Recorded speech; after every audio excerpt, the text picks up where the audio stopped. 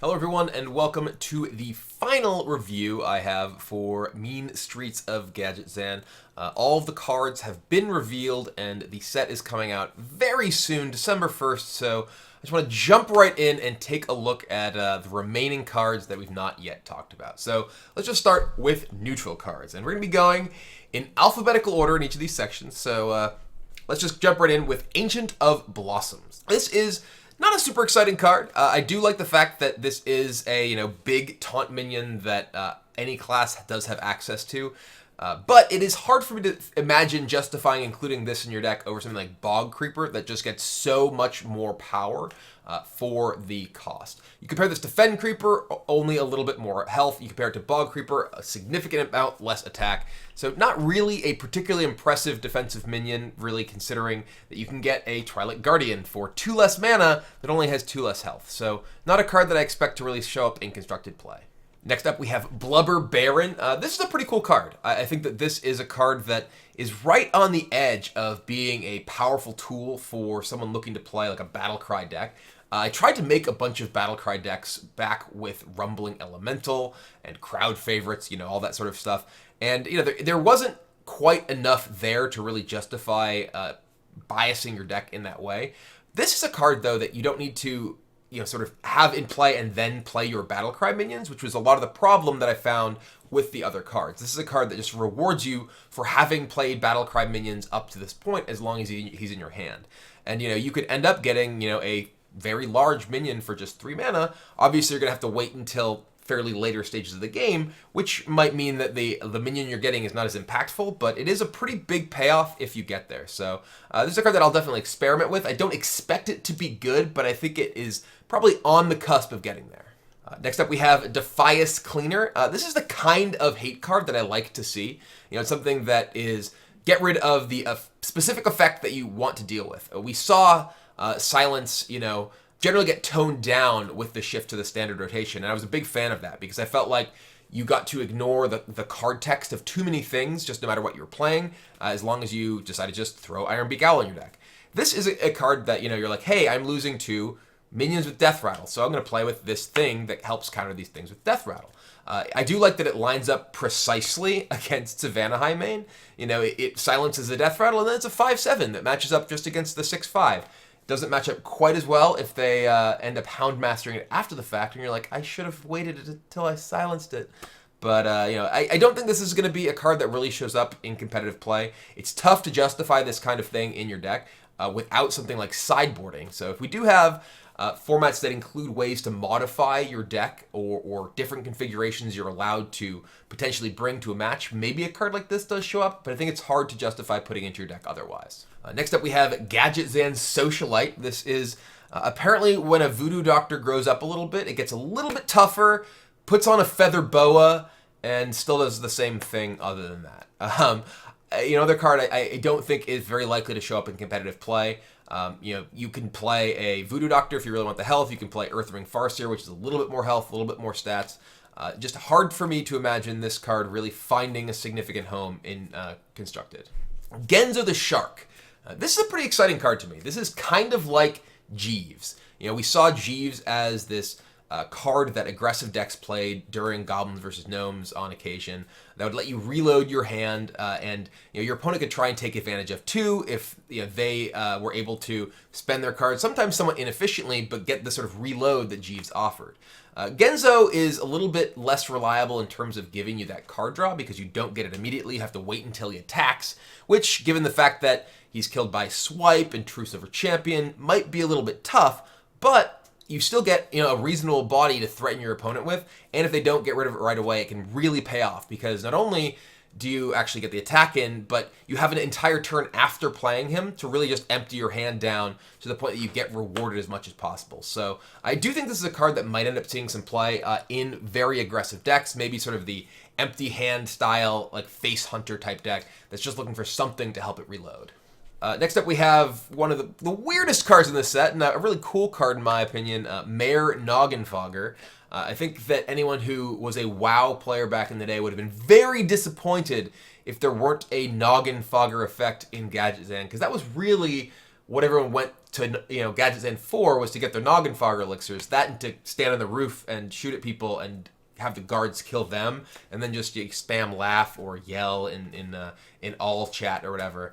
But anyway, I think this is a card that's very unlikely to see significant competitive play, but will certainly show up in some highlight reels or on Trollden or whatever else, because it can certainly cause some serious wackiness when it comes down. I know I'm going to put Mayor Noggenfogger into some decks and have some fun in the ladder. We'll see. Next up, we have Naga Corsair.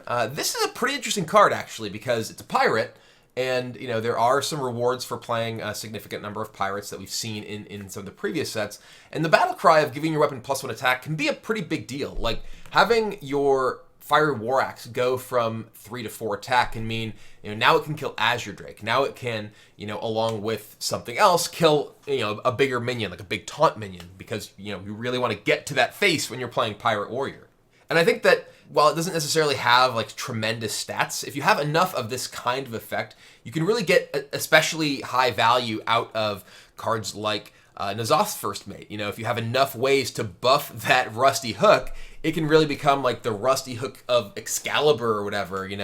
You'd think that Magni forged it. He wasn't sitting on his throne; he was down in the forge. You can't forge legendary weapons like his sitting on a throne. I've seen that commercial way too many times. But anyway, I do think that Naga Corsair is a card that might help enable those aggressive Pirate Warrior decks, maybe even Pirate Rogue, because Rogue likes attack buffs too.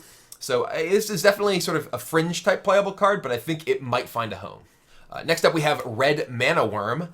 This, apparently, when a Mana Worm grows up, it costs 5 times as much mana, gains twice the stats, and then twice as much attack every time you cast a spell. If this, costs half as much, it would still cost way more than a Mana Worm. I just don't think this is a card that can justify really playing.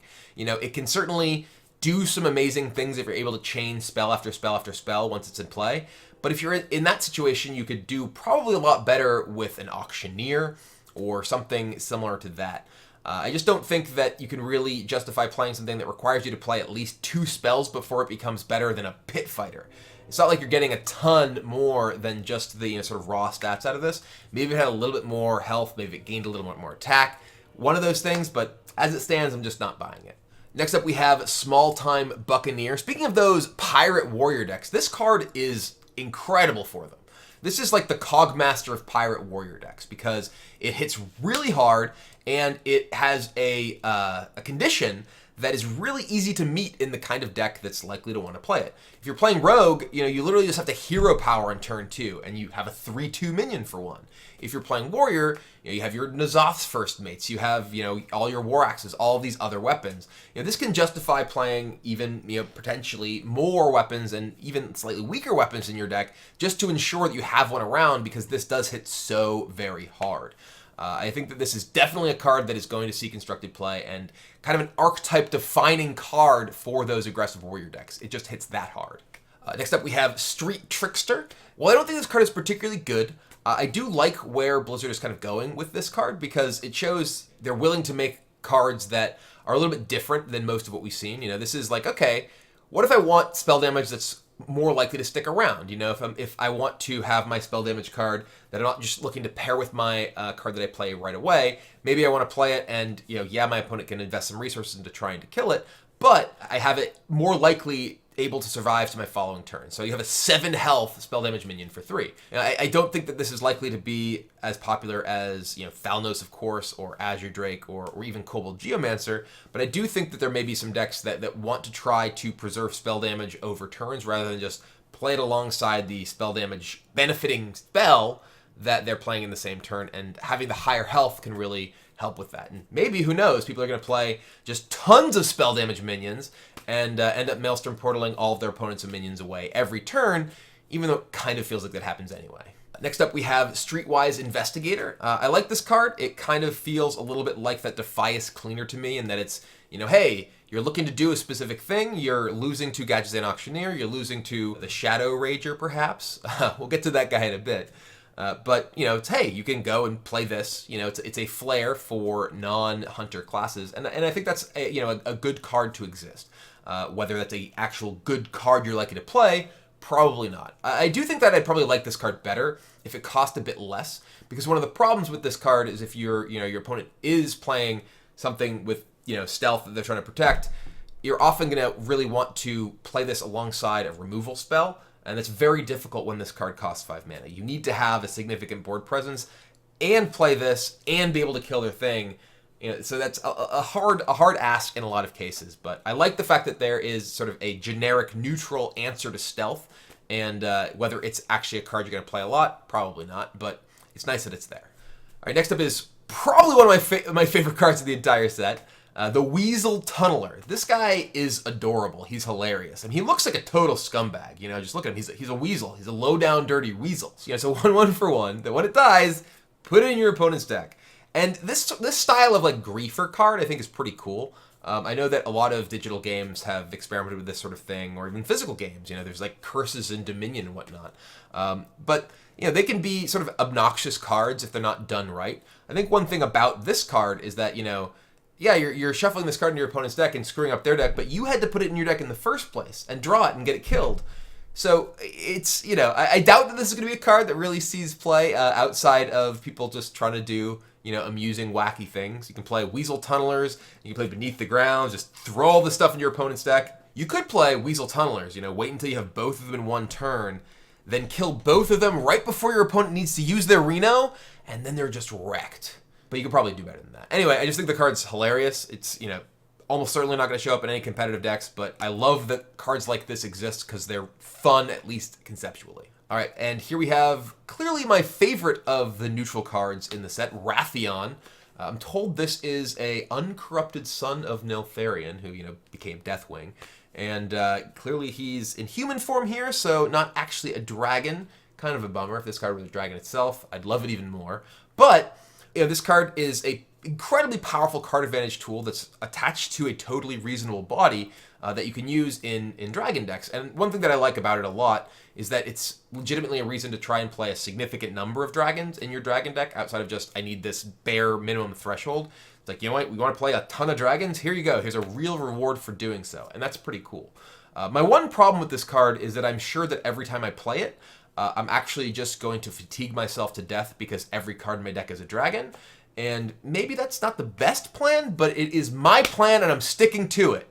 But one thing that I like about this card quite a bit is that it, I think, will potentially enable like Dragon Priest to move away from playing cards like Northshire Cleric. I think Northshire Cleric, for instance, is just a pretty bad card. I've talked about this a number of times. I think it's a weak card given the power level of Hearthstone in the standard format right now. And I think that having cards like this, cards like the Draconid Operative, will give enough sort of card advantage tools to those decks to keep up in matchups that are more about attrition without having to play weak cards like Northshire Cleric. All right, well, getting into the class cards, we have Druid with Celestial Dreamer.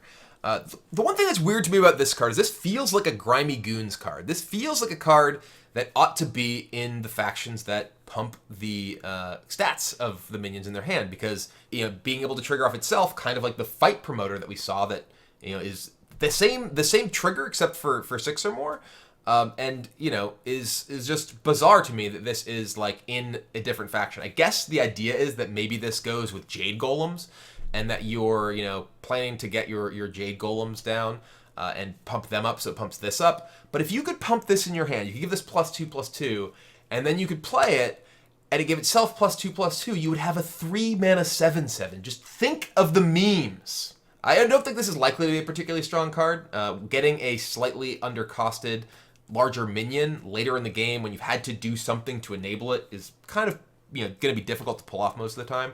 I don't expect this will be able to enable itself in the early turns very easily. I think that if you're playing an aggressive Druid deck, you're probably going to want to generally be playing Beast Druid. This isn't a beast, so where are you really fitting this in? Maybe it's some sort of abusive Sergeant Druid deck that's looking to pump up a Mounted Raptor, then play this guy. Maybe that works, but I'm not really buying it just yet. I can definitely see with the right tools this could find a home, but it doesn't seem like it really displaces anything in the aggressive Druid decks, and certainly doesn't find its way into the ramp decks. Next up, we have Hunter. First, we have Alley Cat, which is adorable.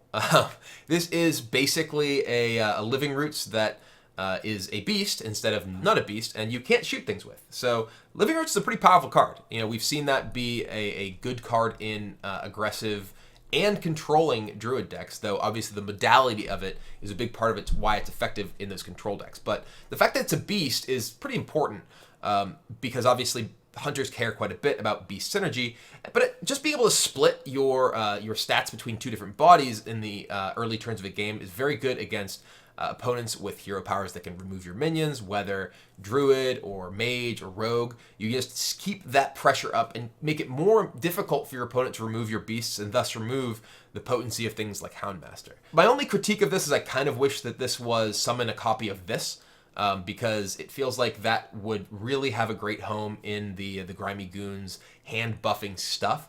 Maybe that ended up being too powerful. I'd be shocked if it didn't start at that.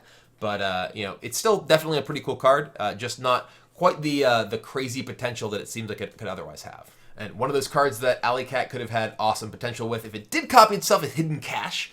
I like the fact that this is a secret that A, just triggers on, a normal event, and B, is something that is just very different than pretty much any of the secrets that we've seen before. I don't know how powerful this card will be. I don't know if it's really going to be worth giving up, your early turns to buff things in your hand. But this is something that your opponent can't really get around in the same way that they can get around, like, say, Snipe.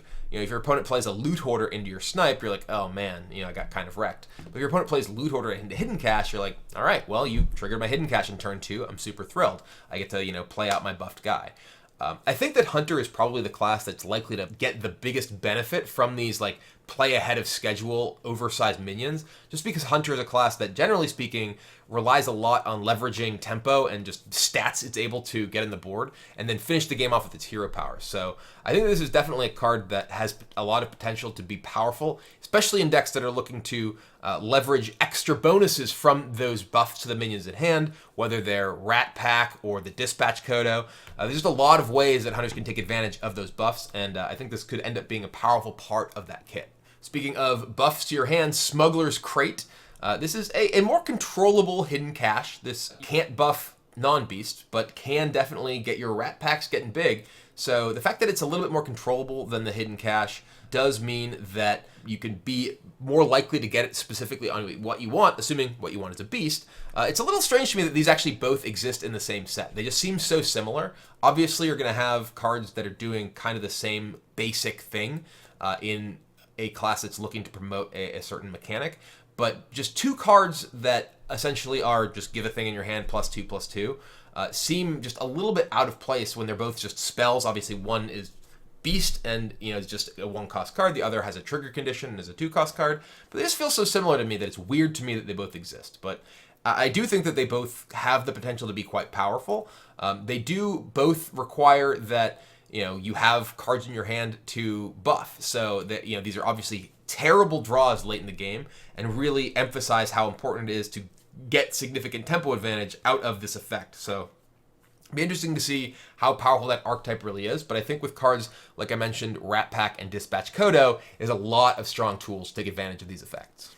All right, next up is Mage, Cryomansir. This is an interesting card. It's a 5-cost 5/5, so not terribly impressive, but okay stats even on its own, with a battle cry of getting +2/+2 if any enemy is frozen.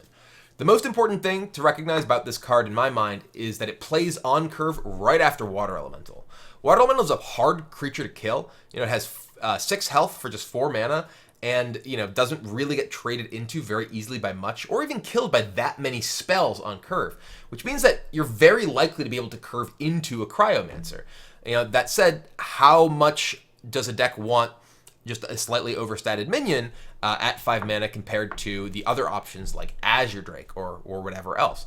I do think that we've seen a number of minion-heavy Tempo Mage style decks that potentially Cryomancer could fit in. We saw Pavel playing a deck quite a bit like that at the World Championship, and obviously did quite well. So whether Cryomancer fits in that deck, it's not entirely clear. If you just have Frostbolt and Water Elemental, you still have some pretty reasonable ways to turn it on. And if you are playing a tempo game against an opponent who doesn't have hard removal, a 7/7 for 5 is tough to kill. So I do think this could potentially find a home, even without a ton of support, just thanks to the power of Water Elemental. On the other hand, Freezing Potion, Not a card I think is going to see play. You could maybe play some sort of crazy freeze theme deck. Obviously, Freezing Potion helps a lot with enabling cryomansir, but probably not worth expending the card even though it costs 0 mana. We saw Ice Lance, for instance. Ice Lance isn't really a card that sees play outside of burst damage combos, and this doesn't have the ability to burst anyone down. Maybe you play like a super freeze-oriented deck with cryomansir and Frost Nova and Freezing Potion and Shatter and all this other stuff. You probably don't, though. You probably don't. Next up is Greater Arcane Missles. What stands out to me the most about this card is just how bizarrely it's worded. Shoot 3 missiles at 3 random enemies that deal 3 damage each. Are these random enemies that each deal 3 damage? Because that's kind of what it sounds like it's trying to say. It's not, but that's kind of what it sounds like it's trying to say. The one thing that stands out to me here, other than that, is that this is a card that's really powerfully affected by spell power. I have to imagine that the way that spell power affects this is that each of those missiles gets ticked up by 1. So if you have something like, say, Malagos that gives you a lot of spell power, it does 3 times as much power on this particular card because each of the missiles ends up getting increased in damage. So I don't think this is a card that's likely to see play in a lot of the constructed decks that we see these days. But if you do have these very spell power centric decks that are looking for the ability to burst people down, this could be an extremely powerful card at both clearing out medium-sized boards or just killing your opponent. Next up, we have Priest. The first card in Priest is Greater Healing Potion. This is a potion, much like the Freezing Potion, that I think is most likely going to be seen off of Cabal Chemist. I think that this is a card that you probably won't see a lot of play in most Priest decks. Maybe in like Reno Priest, particularly Reno Shadow Priest, you might decide that you have enough need for healing to have just a big burst healing card like this in addition to your Reno Jackson. But the fact that it can only target friendly characters means that it does not work with Akonai Soul Priest, and that's obviously a big liability in a lot of Priest decks that we're looking for this kind of effect. It's basically just going to be heal myself for a bunch, and it's kind of like a healing wave in that way, except Priest is a class that has a lot of healing options and has even a lot of ways to heal for a significant amount of damage. So I don't know that this is really a card that we'll see play, but I do think that it's going to be a card that gets picked a lot, especially by Warlocks they're very happy to get off of Cabal Chemist. Next up we have Cabal Songstealer, also known as Eerie Statue's best friend. I'm saying it right now. Purify Priest. Don't run anywhere just yet. Purify Priest. This is actually a really powerful card. This is a 5/5 for 5, which is a stat line that, is totally reasonable to play in a constructed deck. And Silence is a very powerful effect. I like the fact that this is a card that exists because Priest hasn't had a lot of good cards and good effects in its trait pie, in the sort of mechanics that it has access to. We've seen, downpowering of various control magic type effects, things that steal your opponent's cards. We've seen downpowering of silence. We haven't seen good new silence cards. We got Purify in Karazhan, and silence is a element of what Priest does that is relevant. It's a powerful sort of thing that Priest can do, and this is a powerful silence effect because this is a great way to deal with the bane of Priests everywhere, Twilight Drake. It's a card that I've lost to so many times playing Priest. Just, all right, I'll Song Steal your guy, kill it with my little guy, and move on with my life. Like Sylvanas has been a card that basically was the single reason I was excited for the existence of Entomb. But Entomb is this just really expensive, awkward removal spell sometimes. It's like, all right, well, I can't really afford to play too much of this sort of thing in my deck because it's super top heavy. Cabal Songstealer, it's like, all right, well, silence that, attack you with this, haha, hooray. So I'm very happy to see this card, and I think it's very powerful. I think it will definitely show up in silence-style Priest decks, whether those decks are good or not, who knows. But if Purify Priest actually becomes a real thing, this is going to be a big part of it, because it is a real way to enable those cards that require silencing, and it is in itself a big threat, which is more than can be said, obviously, for cards like Silence itself. Next up, we have Rogue. First is Lucky Do Buccaneer. This is kind of an interesting card because Rogue tends to not really have like the big minions. It usually has tended to be a class that's about like tempoing you out with mid to small minions and using spells primarily. But this is a card that rewards you, A, for having a weapon that you've buffed in some capacity. It's turned on by just Deadly Poison, or you can use Assassin's Blade, or a number of things, especially thanks to the buffs that are available through Pirates and such now. But you're getting a 9/9 for 6. That's a pretty big minion that can end the game really fast. I don't know that this is really enough to really justify playing a lot of weapon buffing stuff in your deck, but if it's not turned on, it's still at least an okay minion. It's kind of like a Draconid Crusher. It's obviously much more powerful when you're getting that 9/9, but when you're playing it as a 5/5 or a 6/6, it can still be acceptable and get the job done. So the fact that it's a pirate too, maybe we'll see a little bit more pirate rogue going on. Not quite as many tools for pirate rogue as there are for pirate warrior, but this could be one of them if it is to help revive that deck. Next up, we have Shadow Rager. I think this card is awesome. I love the fact that we have another Rager in this set. It's going to cause a lot of raging around the internet. But the interesting thing is this tweak on the Rager, the 5/1 for 3 mana, is actually one of the ways you can make a Rager good. Because stealth enables you to, most of the time, unless you're playing against Arcane Missiles, Maelstrom Portal, actually get a hit in with your Rager. And, most things that would kill this generally cost more than it in some capacity. And, will cause your opponent to have to play in kind of an awkward way in order to deal with this. I don't think that this is going to be a card that shows up in a significant number of decks. I do think that it, having it alongside the Sensei that buffs stealth minions is definitely enough to get people sort of thoughts and juices brewing to try and figure out, okay, can I make a stealth rogue deck? Is this a thing? Because if you can, buff this to a 7/3, it becomes much more difficult for people to deal with, and can be a very, very scary threat. So, like I said, don't think this is likely to be powerful in any way, but I do like the fact that Blizzard is still continuing with the 5/1 for 3 Magma Rager meme to this day, because I know it tilts a lot of people, and that makes me feel warm and fuzzy inside. Next up, we have Shaman. First of all, we have Finders Keepers. It's a very weird card. It's a 1-cost card that discovers a card with Overload, and itself has Overload 1. So there's a lot of cards with Overload that are very powerful. So the flexibility in this card is pretty awesome. You're going to get stuff like Totem Golem, or Lava Burst, or Lightning Bolt, or Lightning Storm, or Element of Destruction. There's a lot of cards with Overload that are very powerful. So this is going to be a very strong card in decks that have significant ways to leverage Overload. It's going to be a particularly powerful card in decks with Unbound Elemental, because one of the things about that card is that, you often don't have enough sort of Overload to make it grow out of range. It's not like Tunnel Shrug that grows multiple times per spell. It grows once per spell, and Finders Keepers, it kind of grows twice, because it grows for the Finders Keepers itself and grows for the spell you get from it. So I do think this is a card that could very easily find its way into sort of aggressive Shaman decks, because be able to find a Lightning Bolt or a Lava Burst and boost up your Trogs and Unbound Elementals can be very powerful, that style of aggressive deck. So I think this card can definitely find a home, and I'm looking forward to experimenting with it. Next, we have Lotus Illusionist, which is kind of a bizarre card. It is a 3/5 for 4, which is not impressive, but totally reasonable stats. And if it gets to attack your opponent in the face, it turns into a random 6-drop. So, you're paying a little bit of a cost in terms of its stats to get this significant upside if you're able to have it survive the turn. And, this is something that's not super easy to kill. 5 health minion at 4 mana is not easy to remove. You're often going to have to spend a premium removal spell on it.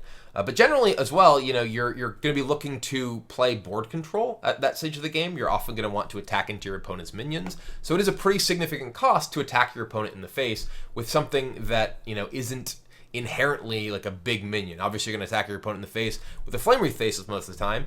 But when you're playing, a deck that's playing something a little bit trickier than this, you're often going to be looking to play to the board. So I'm really kind of curious to see this card play out, because it's very unclear to me how good it is, simply because of the incentives that it really provides to the player. But definitely can have pretty huge upside, being able to get you know, something like a Cairn or Sylvanas, or even just a Boulder Fist Ogre that early in the game can really swing things around. So definitely a cool card, and I'm excited to see it in play. Next up, we have Warlock, which is the class we actually see the most new cards from in this reveal, the fewest that were revealed before. We'll start off with Blast Crystal Potion. This is, again, a potion that I expect we will see more off of Cabal Chemist than actually showing up in decks. That said, I think this is a card that is quietly pretty powerful. You know, the fact that it has a steep cost of destroying one of your mana crystals is definitely going to cause a lot of people, I think, to lean away from this card. But unconditionally killing an opposing minion is a very powerful effect. You know, I could very easily imagine playing one of this card in, say, a Reno Lock deck, perhaps, just to have access to a cheap removal spell late in the game. You know, if you're playing games that regularly reach 10 mana crystals, you can play this essentially as 4-cost kill your guy because, well, you're just going to get your mana crystal back next turn. And that's, you know, going to swing some games pretty significantly. One of the things that's important to recognize in Hearthstone that's not necessarily true in other collectible games is the fact that there is the mana crystal cap, which not only determines how big of an individual thing you can do, but what sort of things you can string together. And the fact that Blast Crystal Potion costs, you know, so much less than other sort of hard removal effects actually allows you to have more powerful individual turns than you could get with other cards. So I don't think this is likely to be a card that will show up a lot, but I do think this is a card that could find niche uses and will definitely be a card that gets people really mad when they lose to when it comes off of a Cabal Chemist. Next up, we have Crystal Weaver. This is a card that is kind of bizarre because I don't know that there's quite enough demons right now for this to be good. This is clearly powerful if you have a significant number of demons in play when you play it. You know, if you're able to play, you know, a Voidwalker into, you know, like an Imp Gang boss, and the Imp Gang boss connects with something, you play this. That's a lot of stats that you're getting for its cost. I don't know that this is really going to be powerful outside of games in which you have Imp Gang boss, simply because there aren't really that many good demons available, especially at the low cost, which is really when this is at its best. This could be a very powerful card in Wild. You know, could pair incredibly well with Implosion, you know, just giving you that much more power for your power card that you're already playing with. But I don't know that there's really quite enough cheap demons in Standard right now to really justify including this in a deck. Speaking of cheap demons, Unlicensed Apothecary. This is a weird card because there's a lot of ways you can use this. Obviously, this could be an overstatted creature in an aggressive deck. You know, you play this, you get some hits in with it, and maybe you take a bunch of damage for playing extra minions, and then, you know, you just hope to kill your opponent fast enough that that doesn't matter. The other use for this is in a controlling style of deck that doesn't necessarily want to curve out and play additional minions in the middle turns of the game. You know, this can be a very powerful control tool at attacking opposing minions in the early turns if you're looking to spend the middle turns after you've played it life tapping or playing removal spells, things like that. The problem there, in my mind, is primarily that Warlock doesn't really have great spells. It's actually probably the place where Warlock generally suffers the most is just the fact that it doesn't really have good control spells in the middle turns. You know, obviously there is Blast Crystal Potion, but that's not really something you're looking to play on 4 usually in order to just keep control with your Apothecary. So this is a card that I think has a lot of potential if it has the right support. You know, if it did live in a world where you had 4-cost removal spell and, you know, 5-cost removal spell or things like that that didn't involve actually summoning minions with your turn, this could be a really, really strong control tool for control decks and not just sort of a suicide Warlock Zoo style of card. Next up, we have Cabal Trafficker, also a demon card. This is a card that I don't really think has quite enough of an impact to really see play. 6 is a lot of mana. You know, it does have 6 attack and 6 health, which is totally reasonable stats, and it does draw you a card effectively, you know, because it will give you the trigger immediately at the end of your turn, and if it does survive another turn, you'll get another demon. So, you know, that's pretty strong, but there's a lot of competition once you're actually getting up to those mana costs. You know, you have things like Emperor Thaurissan, you have Sylvanas, you have Cairn, all those sort of things that are just really tough to compete with when you're spending that much mana. So I do think that maybe this is going to be a card that could show up, you know, kind of as a one-of in some sort of demon Reno decks, if those end up being a thing, and they might be, with the card we'll get to in a second, but certainly not a card that's going to be a staple by any means. And last, but certainly not least for Warlocks, is Cruel the Unshackled. This, incidentally, looks a lot like Mazar from the WoW TCG. It was the Warlock hero, which incidentally named after a friend of mine from my WoW guild, because I was working on the WoW TCG and I was like, hey, I'll name cards after people I know. Probably the funniest story with that is Tazo, the troll mage, who someone suggested, that maybe they could make Tazo a troll mage hero in the Hearthstone TCG, and it was like, wait a minute, Tazo isn't a Warcraft lore hero at all. He is, this PvP guild mage friend of mine who named his character after T. Anyway, Cruel the Unshackled. This is, clearly a very powerful card because, when you play it for 9 mana, you get a ton of stuff in play all at once. Obviously, it has the Reno requirement, but my concern with this is that it is so all-in, and not only is so all-in, but also requires a ton of your resources because, you play it, and then you don't have the opportunity to, apportion your resources, play around any kind of AoE, and that's exactly what your opponent's going to answer this with. Obviously, if you're playing against an opponent who doesn't have a Quality Consecration or Twisting Nether or Brawl, maybe this is going to be good enough to end the game if you just put a bunch of big demons into play. But that's a lot of big ifs, and it does summon Jaraxxus too. So even your biggest backup plan that you could possibly have in most Reno Warlock decks is I'm just going to beat you with Jaraxxus eventually, and you can't play Cruel until you've already played Jaraxxus without losing your Jaraxxus, which is just kind of an awkward spot to be in. So this is definitely a card that can cause massive board swings, but I imagine it's going to cause massive frustration and sadness for the person who plays it, then gets all of their demons killed more often than not. So not a card that I'm super impressed with, but one that, I'm definitely expecting to see in highlight reels in the future, just not necessarily in competitive decks. All right, and the last class we have is Warrior.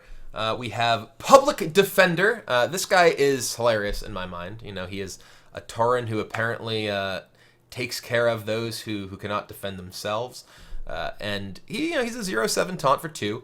I like the fact that we're seeing cards like this because, it obviously works very well with cards that buff it. As soon as you give one attack to something that has this much health, it's going to eat up a lot of things moving through it. And, it works very well with both the individual taunt buff card as well as bolster. So a lot of things that we're seeing in Warrior that kind of have crossover appeal in terms of synergies.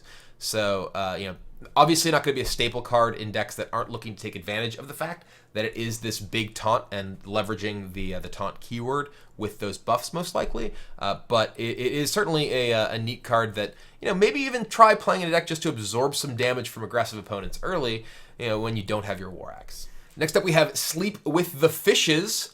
This card is funny to me. It's obviously a hilarious card in terms of its art and its name and its theme. But I don't think this is very powerful. It's hard to justify playing a mass removal effect like this that requires an enabler. Obviously this can be Whirlwind or Revenge into this to clear off a lot of stuff, but that requires you to have Whirlwind or Revenge before you play this, and that's mostly what you're going to be looking to clear the board with in most Warrior decks. Again, you already have access to Brawl in Warrior, so this is tough to justify as another mass removal effect that requires way more setup. But it's worth it just for the art and the name. Just look at that. It's a Murloc. He's sleeping with the fishes. Get it? He's got cement shoes. It's cool. Come on, man. Have a heart. And last but not least of all the cards from all the expansion is Hobart Grapple Hammer. This is a really cool legendary in my mind. 2/2 for 2. Give all weapons in your hand and deck +1 attack. So this has, not quite the same power as the things that give them +1/+1, like Upgrade or whatever else, because you don't get extra swings out of them, but it can increase the damage they do both to your opponent and to whatever minions you decide to attack with them. And that's pretty key because increasing the damage that your weapons do to minions really just goes up the curve in terms of what they can actually kill. We talked a little bit about this earlier with the Naga Corsair and its ability to cause War Axe to kill Azure Drake. And those little steps can be a really big deal because, this guy plus Fiery War Axe means your Slam plus Fiery War Axe kills Twilight Guardian. And, I'm going to be very sad when that happens. And this is also just attached to a 2/2 for 2, which Obviously isn't super high impact, but does allow you to potentially trade into your opponent's minions early in the game. You know, if you play this guy against a Zudak, it trades for their Dark Cultist, and now your War Axe kills Imp Gang boss right away. That's huge. You know, that's a really big swing in terms of how that early game is going to play out. So this unfortunately doesn't work with a lot of the cards that do give you, you know, sort of a lot of charges. Like it doesn't work with Rusty Hook. You know, you're not going to be playing this alongside N'Zoth's First Mate in order to buff that, because it only affects things in your hand and deck, not things that are summoned by your other cards. But, you know, maybe you play this with Thorium Knuckles, and now all of a sudden you're getting, you know, buffs from your Thorium Knuckles while they're actually doing meaningful damage and killing your opponent's stuff, and that's huge. So this is a card that can be difficult to evaluate just like up front, like what is this worth, without taking into consideration the context of how every individual weapon lines up against every individual minion your opponents might be playing, and that's hard to tell without sort of understand what the metagame is going to look like at the time. So definitely a really cool card, and definitely a card that I think is going to be powerful and played in some number of constructed decks. All right, that is it for all of the cards from Mean Streets of Gadgetzan. Looking forward to playing with them very, very soon. Let me know what you think in the comments. What do you think the top cards are from the set? What are you going to be crafting right away? What decks are you going to be looking to play with? And that is it for now. So thank you guys very much for watching, and I will see you next time.